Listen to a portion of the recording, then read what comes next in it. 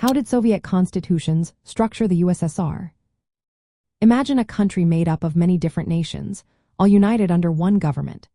That's what the Soviet Union aimed to do with its constitutions.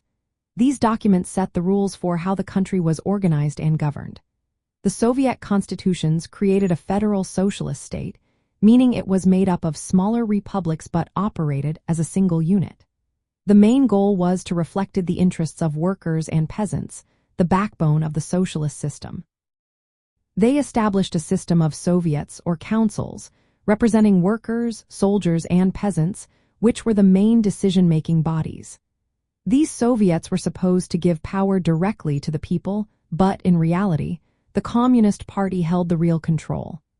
The party was recognized as the leading force in society and the state, guiding all government actions.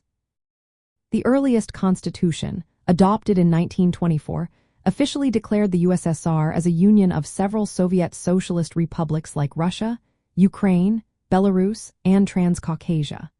Each republic had some nominal sovereignty, but the central government held most power. The highest authority was the Congress of Soviets, which met periodically to make major decisions. Between these meetings, an executive committee managed daily affairs. Although the 1924 Constitution didn't mention the Communist Party explicitly, it was clear that the party controlled all key decisions through its central organs. Then came the 1936 Constitution, often called the Stalin Constitution. It openly acknowledged the party's leadership role and reorganized the structure of the Union. New republics like Georgia, Armenia, and Azerbaijan were added, and some republics gained limited autonomy, especially in foreign affairs. It created a bicameral Supreme Soviet, with one chamber based on population and the other representing ethnic groups.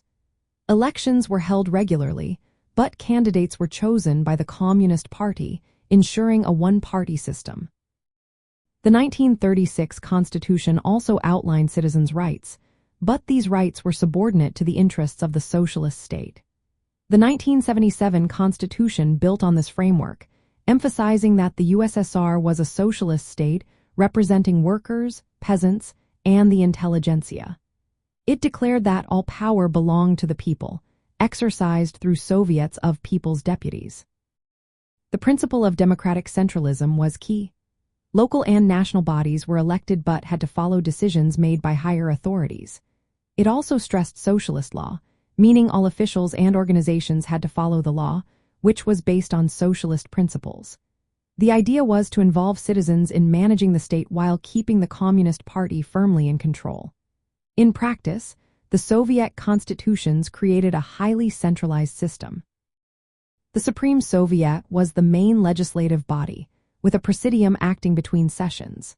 The Council of Ministers managed the economy and administration.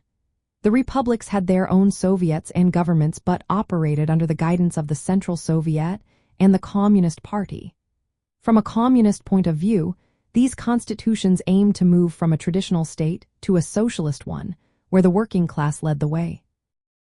They sought to unify diverse nations under a common system, ensuring that the means of production and political power stayed in the hands of the proletariat and their representatives.